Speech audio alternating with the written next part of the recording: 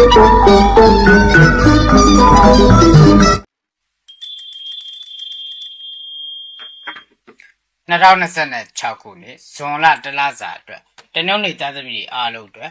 ရွှေတဲတော်ရတရားကိုညွှန်ကြားပြဆိုပေးမှာဖြစ်ပါတယ်။စီးပွားရေးနဲ့ပတ်သက်တဲ့ကိစ္စစီးပွားတက်ချင်ရောက်ပြီးရည်ရွယ်ထားတဲ့လုပ်တွေရဲတင်းတင်းလုပ်ပါကန်စာတာကိုတဖန်ပြန်ပြီးတော့မျက်နှာသာပေးတဲ့အချိန်ကိုရောက်လို့နေပါတယ်ဗျ။ဝေချင်းနဲ့ပတ်သက်တဲ့ကိစ္စတိကနန်းကိုအကြောင်းပြုပြီးတော့ဝင်လာပါလိမ့်မယ်100တို့1000တို့1000တို့3သိန်းတို့300တို့31000တို့31000တို့ဝင်လာတတ်တဲ့အချိန်ဖြစ်ပါတယ်။ကျမကြီးနဲ့ပတ်သက်တဲ့ကိစ္စလက်တစ်ဖက်ထုံတာကျင်တာကြိုက်တာခဲတာတွေဖြစ်တဲ့အကျိုးအားနဲ့တဲ့ယောဂလေးတွေခံစားရတတ်တယ်။မြင်မဲ့စံသက်တာပျောက်ကင်းကျင်နေဆိုရင်တော့အာအီဥအေအောအောင်တို့အေးတို့ဤတို့ပါတဲ့ဆရာဝန်နဲ့ကုသပါတမားတော်နဲ့ပြတာပါဗျ။ရွှေတဲတော်ရတဲ့တစ်ခုကိုညွန်ကြားပြဆိုရမယ်ဆိုရင်တော့ပန်းအနီရောင်9ပွင့်မွေးတိုင်9တိုင်မြတ်စွာဘုရားကိုကလူပူဇော်လူတန်းပါဒါဆိုရင်တော့ခံစားနေရတဲ့ယောဂတွေဝေဒနာတွေဟာသိကြရဲ့ပေါ်ရှင်တင်တဲ့ကဲ့သို့အမြန်ဆင်ကင်းစင်ပပြအောင်မြင်မှာပဲဖြစ်ပါတယ်။စာမွေးကိစ္စအင်တာဗျူးကိစ္စတူရင်ကိုတင်ပြောဆိုရှင်းရလင်းရတဲ့ကိစ္စအချင်းချက်ကိစ္စအမှုခင်းကိစ္စတွေနဲ့ရင်ဆိုင်ဖြစ်ရှင်းနေရတယ်ဆိုရင်တော့အပြာရောင်ပါသောဝတ်စားတွေကိုဝတ်ပါတံမြာရီတစ်ခွက်ကိုတောက်ပြီးတော့သွားပါဗျာ။ဒါဆိုရင်တော့ကိုယ့်ဘက်ကနေအောင်နိုင်မှုကိုရရှိမှာပဲဖြစ်ပါတယ်။ဒီလိုကာလမျိုးမှာမိမိတို့ရဲ့ရောင်းကုန်ပစ္စည်းတွေအမြန်ဆုံးရောင်းထွက်ချင်တယ်ဆိုရင်တော့ဇော်စိမ့်ညွန့်လေး၃ညွန့်နဲ့ထိပြီးတို့ပြီးခောက်ပြီးဆူတောင်းမှာဗျ။ဒါဆိုရင်တော့ကိုရောင်းချင်တဲ့ပစ္စည်းတွေဟာတိတိတတ်တာလင်းလင်းမြန်မြန်နဲ့အမြန်ဆုံးရောင်းထွက်သွားတာကိုမျက်ဝါးထင်ထင်တွေ့မြင်ရမှာပဲဖြစ်ပါတယ်ဗျ။ဒီလိုကာလမျိုးမှာဂါထာတစ်ခုကိုရွတ်ပွားခြင်းတဲ့သူတွေကတော့မနေ့ရထားနေအိမ်ပေါ်မှာခြေစုံရက်လမ်းမဘက်ကိုမျက်နှာမူပြီးတော့တတဒီဝမနုဿန်နဲ့အောင်ပြီးဆိုပြီးတော့တက်စစ်ရွတ်ပါတလားတိတိဒိဋ္ဌံဝင်ပြီးရွတ်ပါဗျဘုရားဘာသာကိုးကွယ်တဲ့သူတွေတော့ဒိဋ္ဌံပြီးတစ်မျိုးကိုညွှန်ကြားပြဆိုရမယ်ဆိုရင်တော့တမန်တန်ဗုဒ္ဓအောင်ပြီးဆိုပြီးတော့တနေ့ကိုပတိနှစ်ပတ်တလားတိတိဒိဋ္ဌံဝင်ပြီးစိတ်ကမှာဖြစ်ပါလေဒါဆိုရင်တော့ကန်စာတာညံ့ခတ်တည်ပြပြောက်ပြီးကောင်းကျိုးချမ်းသာတွေရောက်ရှိမှာပဲဖြစ်ပါတယ်ကျွန်တော်ကတော့ထိုက်အောင်လင်းပါဗျမိတ်ဆွေတို့နေတဲ့ဒီဗီဒီယိုဖိုင်လေးကိုဘယ်မျိုးဘယ်တိုင်းဘယ်ရက်ွက်ဘယ်ပြည်နဲ့ဘယ်နိုင်ငံကနေကြည့်ရှုအားပေးနေရဆိုတာကိုလည်း comment box မှာရေးပေးခဲ့ပါအောင်ဗျမေတ္တာပို့ဆုတောင်းပေးခြင်းလို့ပါ2026ခုနှစ်ဇွန်လတလစာအတွက်တလင်းလာသားသမီးများအားလုံးအတွက်ရွှေတဲတော်ရတရားကိုညွှန်ကြားပြဆိုပေးမှာဖြစ်ပါတယ်တလင်းလာသားသမီးများဒီချိန်ဒီကာလမှာတော့တက်ခနဲ့ပြောင်းကွက်ခနဲ့ကောင်းစီမဲ့အခြေအနေကောင်းခွင့်ကကောင်းရောက်လို့နေပါတယ်ဗျရည်ရွယ်ထားတဲ့လုပ်တွေရဲတင်းတင်းလုပ်ပါငွေကြေးနဲ့ပတ်သက်တဲ့ကိစ္စ9ကနန်းကိုအကြောင်းပြုပြီးဝင်လာပါလိမ့်မယ်900လို့9000လို့9000လို့9သိန်းလို့350လို့350လို့35000လို့ဝင်လာတတ်တဲ့အချိန်ဖြစ်ပါတယ်ပုံမူပြီးတော့တေချာခြင်းနဲ့ပုံမူပြီးတော့ကောင်းမွန်ခြင်းနဲ့ပုံမူပြီးတော့ရရှိခြင်းနဲ့ဆိုရင်တော့မြတ်စွာဘုရားရှင်ကိုရောမြတ်ကြီးကိုပန်းအဝါရောင်9ပွင့်မှုတိုင်9တိုင်တောက်တော်ကြီး9ခွက်ကလူပူဇော်လူရန်ပါကျမ်းမာရေးနဲ့ပတ်သက်တဲ့ကိစ္စဒူးတို့နားတို့နှာခေါင်းတို့နှလုံးတို့နဲ့ပတ်သက်တဲ့ယောဂတွေဖြစ်တတ်ပါတယ်ခံစားတတ်ပါမြင်မဲ့စံသက်တာပျောက်ကင်းခြင်းနဲ့ဆိုရင်တော့တာထတဒနာနာမည်ပါတဲ့ဆရာဝန်နဲ့ကုသပါတမားတော်နဲ့ပြသပါရွှေတဲတော်ရတဲ့တခုကိုညွန်ကြားပြဆိုရမယ်ဆိုရင်တော့ဖန်ခွက်တစ်ခွက်ထဲမှာရှည်ထဲပါဒန်းကြီးညွန့်9ညွန့်ထဲပါမြတ်စွာဘုရားကိုကလူပူဇော်လှူဒါန်းပါဒါဆိုရင်တော့ခံစားနေရတဲ့ယောဂတွေဝေဒနာတွေဟာပိဋကရဲ့ပေါ်ရင်ပြင်တဲ့ကဲ့သို့အမြန်ဆင်ကင်းစင်ပပြအောင်မြင်မှာပဲဖြစ်ပါတယ်စာမွေးကိစ္စအင်တာဗျူးကိစ္စအချင်းချက်ကိစ္စတူရင်ကိုယ်တွေပြောဆိုရှင်းရလင်းရတဲ့ကိစ္စအမှုခင်းကိစ္စတွေနဲ့ရင်ဆိုင်ဖြစ်ရှင်းနေရတယ်ဆိုရင်တော့အနီရောင်ရဲပါသောဝတ်စားတွေကိုဝတ်ပါပေါင်မှုထောပတ်တုတ်တစ်ချက်ကိုစားပြီးတော့သွားပါဒါဆိုရင်တော့ကိုယ့်ဘက်ကနေအောင်နိုင်မှုကိုရရှိမှာပဲဖြစ်ပါတယ်ဒီလိုကာလမျိုးမှာဂါထာတစ်ခုကိုပွားများခြင်းတဲ့သူတွေကတော့မနေ့အိယာထားတာနဲ့အိမ်ပေါ်မှာခြေစုံရက်လမ်းမဘက်ကိုမျက်နှာမူပြီးတော့ဝိဇာစာရဏတမန်တော်အောင်ပြီဆိုပြီးတော့တက်စီရွတ်ပါ ဒီလိုကာလမျိုးမှာမိမိတို့ရဲ့ရောင်းကုန်ပစ္စည်းတွေအမြန်ဆုံးရောက်ထွက်ခြင်းနဲ့ဆိုရင်တော့တမာညွန့်လေး9ညွန့်နဲ့ထိပြီးတူပြီးခောက်ပြီးဆူတောင်းမှာဗျဒါဆိုရင်တော့ကိုရောင်းခြင်းတဲ့ပစ္စည်းတွေဟာတိတိတတ်တာလင်းလင်းမြန်မြန်နဲ့အမြန်ဆုံးရောက်ထွက်သွားတာကိုမျက်ဝါးထင်ထင်တွေ့မြင်ရမှာဖြစ်ပါတယ်ဗျဒီလိုကာလမျိုးမှာဗုဒ္ဓဘာသာကိုးကွယ်တဲ့သူတွေအတွက်ဒိဋ္ဌံပြီးတစ်မျိုးကိုညွှန်ကြားပြဆိုရမယ်ဆိုရင်တော့တတ္တထေဝမနုဿန်နဲ့အောင်ပြီဆိုဒီနေ့ကိုပတိ9ပတ်တလားတိတိဒိဋ္ဌံဝင်ပြီးစိတ်ကမှာဖြစ်ပါတယ်ဒါဆိုရင်တော့လူကြီးမင်းတို့မှာကြုံတွေ့ရမယ်ကံစားတာညံ့ခိုက်ပြီးပြေပြောက်ပြီးကောင်းကျိုးချမ်းသာမင်္ဂလာတွေရောက်ရှိစေမှာပဲဖြစ်ပါတယ်ဗျကျွန်တော်ကတော့ထိုက်အောင်လင်းပါဗျလူကြီးမင်းတို့အနေနဲ့ဒီဗီဒီယိုဖိုင်လေးကိုဘယ်မျိုးဘယ်တိုင်းဘယ်ရက်ွက်ဘယ်ပြည်နဲ့ဘယ်နိုင်ငံကနေကြည့်ရှုအားပေးနေတယ်ဆိုတာကိုလည်း comment box မှာရေးပေးခဲ့ပါဦးဗျမေတ္တာပို့ဆုတောင်းပေးခြင်းလို့ပါ2026ခုနှစ်ဇွန်လတလစာအတွက်အင်္ဂါသားသမီးတွေအားလုံးအတွက်ရွှေတဲတော်ရရကိုညွှန်ကြားပြဆိုပေးမှာဖြစ်ပါတယ်အင်္ဂါသားသမီးတွေကစီးပွားရေးနဲ့ပတ်သက်တဲ့ကိစ္စစီးပွားထောက်တက်မဲ့ခြင်းကိုရောက်လို့နေပါတယ်ဗျရည်ရထားတဲ့လူတွေအင်တိုင်းအားတိုင်းလို့ပါမိသူတဦးတယောက်နဲ့မှတိုင်နေကြမလို့ညှိနှိုင်းနေကြမလို့ငွေကြေးနဲ့ပတ်သက်တဲ့ကိစ္စတစ်ကနန်းအောင်ကြောင်းပြီးဝင်လာပါလိမ့်မယ်100လို့1000လို့1000လို့300လို့3000လို့3000လို့ဝင်လာတတ်တဲ့အချိန်ဖြစ်ပါပုံမူပြီးတော့တေချာခြင်းနဲ့ပုံမူပြီးတော့အောင်မြင်ခြင်းနဲ့ပုံမူပြီးတော့ရရှိခြင်းနဲ့ဆိုရင်တော့မြတ်စွာဘုရားရှင်ကိုလိုမြတ်ကြီးကိုအုံသီးပါတော့မုတ်တခုအမွှေးတိုင်းတတိုင်းဖျောင်းတဲ့တိုင်းကလိပူသောလူတန်းပါကျမ်းမာရေးနဲ့ပတ်သက်တဲ့ကိစ္စ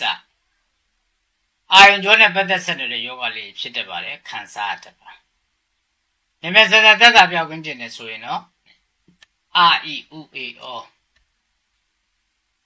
အောင်တို့အေးတို့ဤတို့ပါတဲ့ဆရာဝန်နဲ့ကုသပါတမားတော်နဲ့ပြတ်တာပါ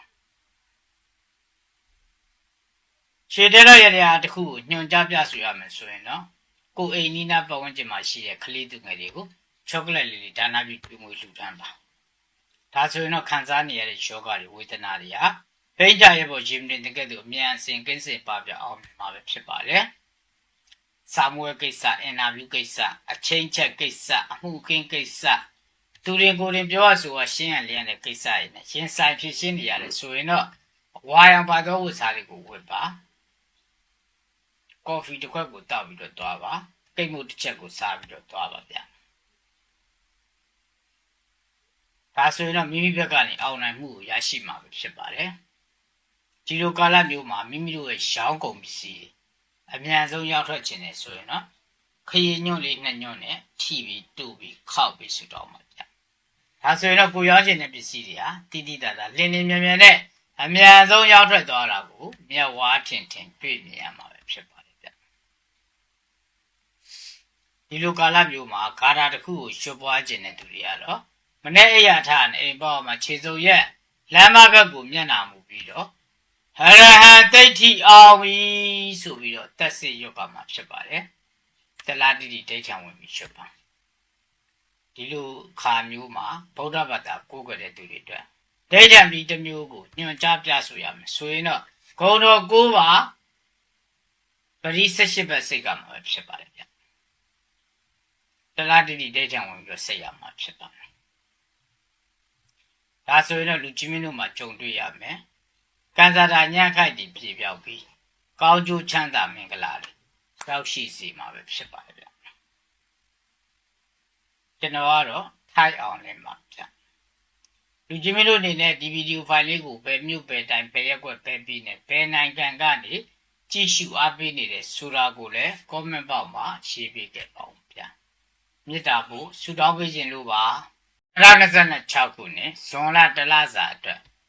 ဗုဒ္ဓဦးသားသမီးအားလုံးအတွက်ရွှေတဲတော်ရရကိုညွှန်ကြားပြဆိုပေးမှာဖြစ်ပါတယ်စီးပွားရေးနဲ့ပတ်သက်တဲ့ကိစ္စအလုံး2မျိုးလောက်ရခြင်းဝင်ငွေ2မျိုးရခြင်းကြုံရတဲ့ကာလဖြစ်ပါဆရာသမားလူပုဂ္ဂိုလ်တပည့်အောက်လက်ငယ်သားလူပုဂ္ဂိုလ်နဲ့တိုင်းဝန်လုပ်ရတဲ့လုပ်ငန်းမျိုးတွေစတင်ပြီးတော့အကောင့်တွေပေါ်ရတဲ့အချိန်ဖြစ်ပါတယ်စက်တူရှယ်ယာလုပ်ငန်းတွေလည်းအကျိုးပေးတဲ့ကာလဖြစ်ပါတယ်ငွေကြေးနဲ့ပတ်သက်တဲ့ကိစ္စ9ကနန်းကိုကြောင်းပြီးတော့ဝင်လာလိမ့်မယ်900 9000 5000 5သိန်း350 350 35000 35000ဝင်လာတဲ့အချိန်ဖြစ် ပုံမူပြီးတော့တေချာခြင်းနဲ့ပုံမူပြီးတော့အောင်မြင်ခြင်းနဲ့ပုံမူပြီးတော့ရရှိခြင်းနဲ့ဆိုရင်တော့စွမ်းကန်ကြွတဲ့ဖုန်ကြီးကိုပူတင်းပေါင်ဖို့ငါလုံးလောင်းလူပြီးတော့ဆူတောင်းပါကျမ်းမာရေးနဲ့ပတ်သက်တဲ့ကိစ္စဒူးတို့နားတို့နှာခေါင်းတို့နှလုံးတို့နဲ့ပတ်သက်တဲ့ယောဂါတွေဖြစ်တတ်ပါလေခံစားတတ်ပါ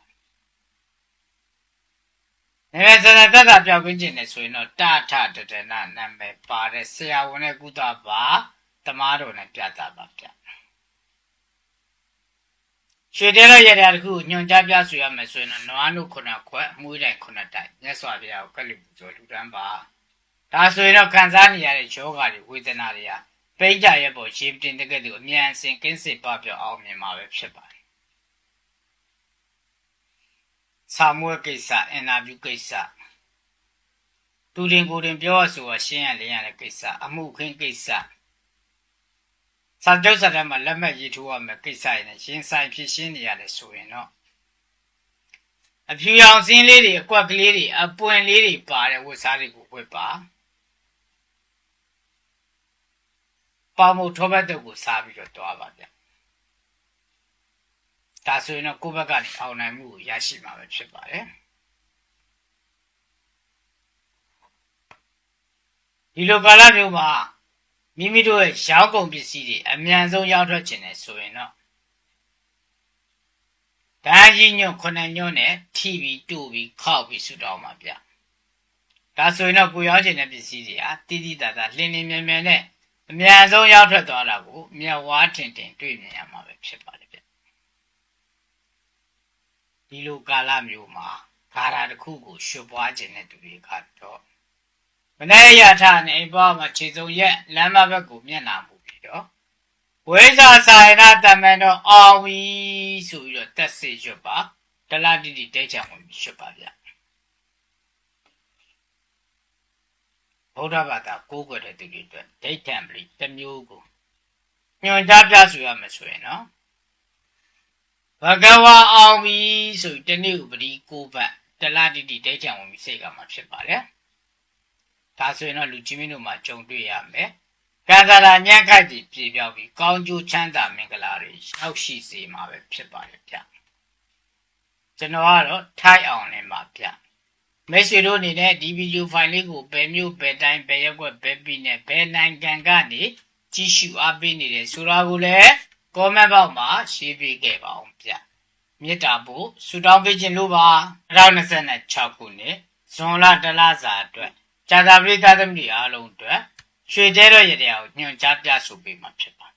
။စီးပွားရေးနဲ့ပတ်သက်တဲ့ကိစ္စလုပ်မယ်လို့ရည်ရွယ်ထားတဲ့လူတွေရဲတာလုပ်ပြီးတော့အင်တိုင်းအားလိုက်တာလုပ်ပြီးတော့ကံစားထားမျက်နှာသာပြန်ပေးတဲ့အချိန်ကိုရောက်ပြီးစီးပွားထောင်တက်မဲ့ချိန်ကိုရောက်ပြီ။ငွေကြေးနဲ့ပတ်သက်တဲ့ကိစ္စ100 1000 1000 3000 သိန်း100 သိန်း1000 သိန်း1000ဝင်လာတဲ့အချိန်ဖြစ်တာ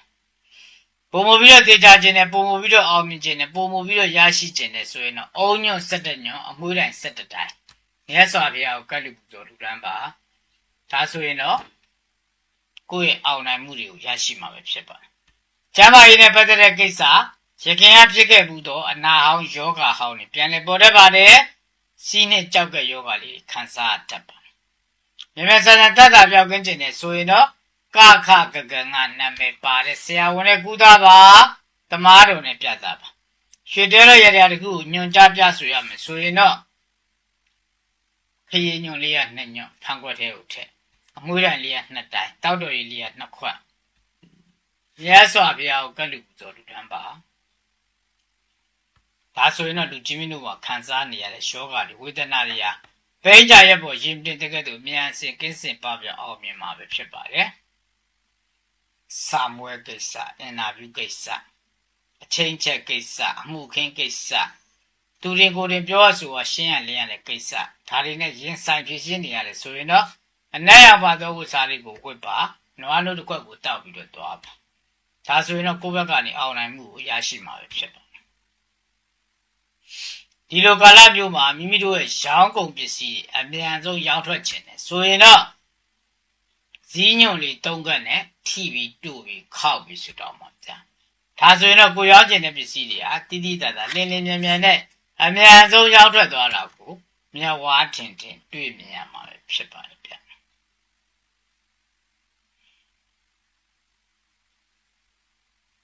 ဒီလိုကာလမျိုးမှာခါရာတစ်ခုကိုရှုပ်ပွားခြင်းတဲ့သူတွေကတော့မနေ့ရထားနဲ့ဘောမှာခြေစုံရက်လမ်းမဘက်ကိုမျက်နှာမူပြီးတော့ဗုဒ္ဓအောင်ပြီဆိုပြီးတော့တက်စေရွတ်ကမှာဖြစ်ပါတယ်တလားတိတိဒိဋ္ဌံဝင်ပြီးရွတ်ကမှာဖြစ်ပါတယ်ဗုဒ္ဓဘာသာကိုးကွယ်တဲ့သူတွေအတွက်ဒိဋ္ဌံပြီးတစ်မျိုးကိုညွှန်ကြားပြဆိုရမယ်ဆိုရင်တော့တာမန်တန်ဗုဒ္ဓအောင်ပြီဆိုပြီးတော့တနေ့ကိုပတိနှစ်ပတ်နဲ့တလားတိတိဒိဋ္ဌံဝင်ပြီးစိတ်ကမှာဖြစ်ပါတယ်ဒါဆိုရင်တော့လူကြီးမင်းတို့မှာကြုံတွေ့ရမယ်ကန်ဆာတာအညံ့ခိုက်တွေပြေပြောက်ပြီးကောင်းကျိုးချမ်းသာမင်္ဂလာတွေရှောက်ရှိစေမှာပဲဖြစ်ပါတယ်ဗျကျွန်တော်ကတော့ထိုက်အောင်လင်းပါဗျလူကြီးမင်းတို့အနေနဲ့ဒီဗီဒီယိုဖိုင်လေးကိုဘယ်မျိုးဘယ်တိုင်းဘယ်ရက်ွက်ဘယ်ပြည်နဲ့ဘယ်နိုင်ငံကနေကြည့်ရှုအားပေးနေတယ်ဆိုတာကိုလည်း comment box မှာရေးပေးခဲ့ပါအောင်ဗျမြစ်တာပို့ဆူတောင်းပေးခြင်းလို့ပါ2026ခုနှစ်ဇွန်လတလစာအတွက်တောက်ကြသားသမီးအားလုံးအတွက်ရွှေကျဲတော့ရတဲ့အောင်ညွှန်ကြားပြဆိုပေးမှာဖြစ်ပါတောက်ကြသားသမီးရစီးပွားရေးနဲ့ပတ်သက်တဲ့ကိစ္စငွေကြေးကြီးကြီးမားမားမြုပ်နှံတဲ့ကိစ္စအစုရှယ်ယာဝင်တဲ့ကိစ္စတွေမလုပ်သင့်သေးပါဘူးဗျဒီချိန်ဒီကာလမှာငြိမ်ငြိမ်လေးပဲထိုင်နေတာအကောင်းဆုံးပဲဖြစ်ပါလေဗျငွေကြေးနဲ့ပတ်သက်တဲ့ကိစ္စ3ခနဲ့အောင်ကြောင်းပြပြီးတော့ဝင်လာပါလိမ့်မယ်300လို့3000လို့3000လို့30လို့300လို့3000လို့ဝင်လာတဲ့ကာလဖြစ်ပါတယ်မြဲဆက်ဆက်ရရှိခြင်းနဲ့တေချာပေါက်ရရှိခြင်းနဲ့ဆိုရင်တော့မြတ်စွာဘုရားရှင်ကိုရောမြတ်ကြီးကိုစီချက်ခောက်ဆွဲ3ဘက်ကအမွှေးတိုင်3တိုင်ကတ်လူဆိုလှူဒန်းပါကျမ်းမာရေးနဲ့ပတ်သက်တဲ့ကိစ္စနှလုံးစီဖုံးတဲ့ယောဂလေးဖြစ်တတ်ပါတယ်ခံစားတတ်တယ်မောမယ်ပန်းမယ်မူးမယ်မြတ်စွာဘုရားတတ်တာပြောင်းခွင့်ခြင်းနဲ့ဆိုရင်တော့စနေသားသမီးစနေနာမည်ပါတဲ့ဆရာဝန်နဲ့ကုသပါရွှေတဲတော့ရတဲ့တခုကိုညွှန်ကြားပြဆိုရမယ်ဆိုရင်တော့ထံခွက်တစ်ခွက်ထဲမှာနှင်းစီပန်အနီးအောင်9ပွင့်ထက်ဒီဘက်ပြင်မှာအမှုရန်9တိုင်စိုက်မြတ်စွာဘုရားကိုကတ်လူပူဆိုလှူဒန်းပါဒါဆိုရင်တော့ခံစားနေရတဲ့ယောဂတွေဝေဒနာတွေကပိန်းကြရဲ့ပေါ့ရင်တင်တကယ်သူအများအစင်ကင်းစင်ပပြအောင်မြင်မှာပဲဖြစ်ပါတယ်စာမွေးကိစ္စအင်တာဗျူးကိစ္စအချင်းချက်ကိစ္စသူရင်ကိုယ်ရင်ပြောရဆိုတာရှင်းရလင်းရတဲ့ကိစ္စအမှုခင်းကိစ္စတွေနဲ့ရှင်းဆိုင်ဖြည့်ရှင်းနေရတယ်ဆိုရင်တော့အပြာနုရောင်ပါသောဝတ်စားတွေကိုဝတ်ပါကော်ဖီတစ်ခွက်ကိုတောက်ပါကိတ်မုတ်တစ်ချက်ကိုစားပြီးတော့သွားပါဗျဒါဆိုရင်တော့မိမိဘက်ကနေအောင်နိုင်မှုကိုရရှိမှာပဲဖြစ်ပါတယ်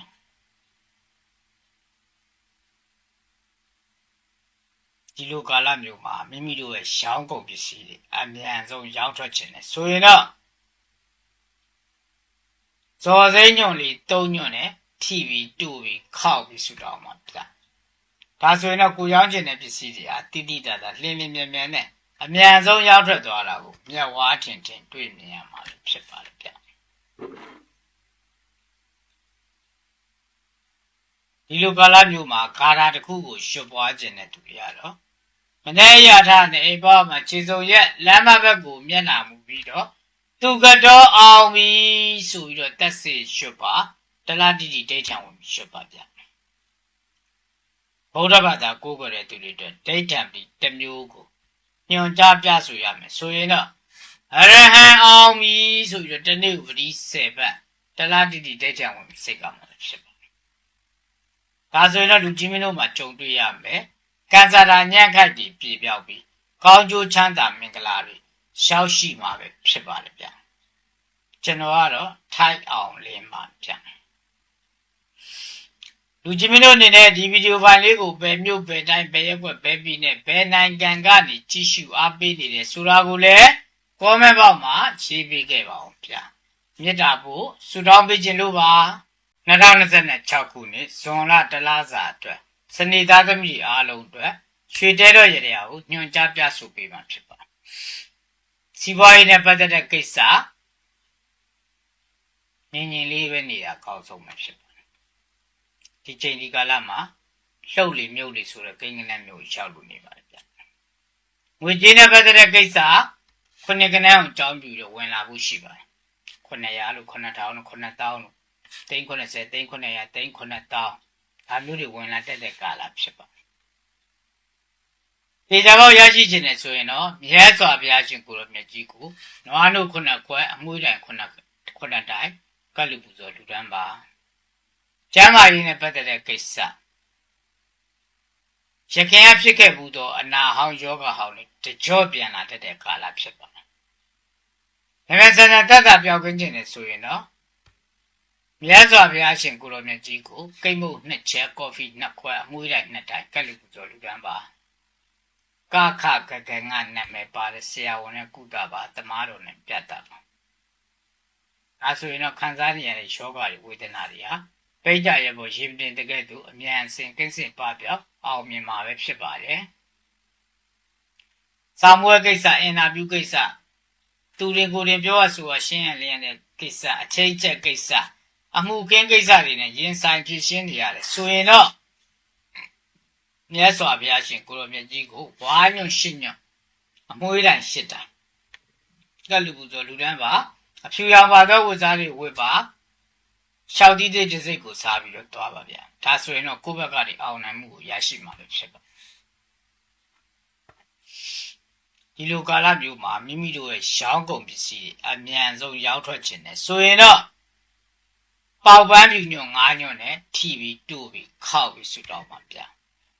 ဒါဆိုရင်တော့ကိုရောင်းခြင်းတဲ့ပစ္စည်းတွေဟာတိတိတတ်တာလင်းလင်းမြဲမြဲနဲ့အမြန်ဆုံးရောက်ထွက်သွားတာကိုမြတ်ဝါထင်ထင်တွေ့မြင်ရမှာပဲဖြစ်ပါတယ်ဗျာဒီလိုကာလမျိုးမှာဂါရာတစ်ခုကိုရွှပွားခြင်းတဲ့သူတွေကတော့မနေ့အိယာထားနဲ့အိမ်ပေါမှာခြေစုံရက်လမ်းမဘက်ကိုမျက်နှာမူပြီးတော့ဂုံတော်9ပါး18ခေါက်ရွတ်ကမှာပဲဖြစ်ပါတယ်တလားတိတိဒိဋ္ဌံဝင်ပြီးရွတ်ပါဗျဗုဒ္ဓဘာသာကိုးကွယ်တဲ့သူတွေအတွက်ဒိဋ္ဌံပြီးတစ်မျိုးကိုညွှန်ကြားပြဆိုရမယ်ဆိုရင်တော့တမ္ပံတန်ဗုဒ္ဓအောင်ပြီဆိုပြီးတနေ့ကိုပတိနှစ်ပတ်နဲ့တလားတိတိဒိဋ္ဌံဝင်ပြီးစိတ်ကမှာပဲဖြစ်ပါဒါဆိုရင်တော့လူချင်းမင်းတို့မှာကြုံတွေ့ရမယ်ကံစားတာညံ့ခတ်ကြီးပြေပြောက်ပြီးကောင်းကျိုးချမ်းသာမင်္ဂလာတွေရှောက်ရှိစေမှာပဲဖြစ်ပါလေဗျကျွန်တော်ကတော့ထိုက်အောင်လင်းပါဗျလူချင်းမင်းတို့အနေနဲ့ဒီဗီဒီယိုဖိုင်လေးကိုဘယ်မြို့ဘယ်တိုင်းဘယ်ရက်ွက်ဘယ်ပြည်နယ်ဘယ်နိုင်ငံကနေကြည့်ရှုအားပေးနေတယ်ဆိုတာကိုလည်း comment box မှာရေးပေးခဲ့ပါဦးဗျမေတ္တာပို့ဆုတောင်းပေးခြင်းလို့ပါ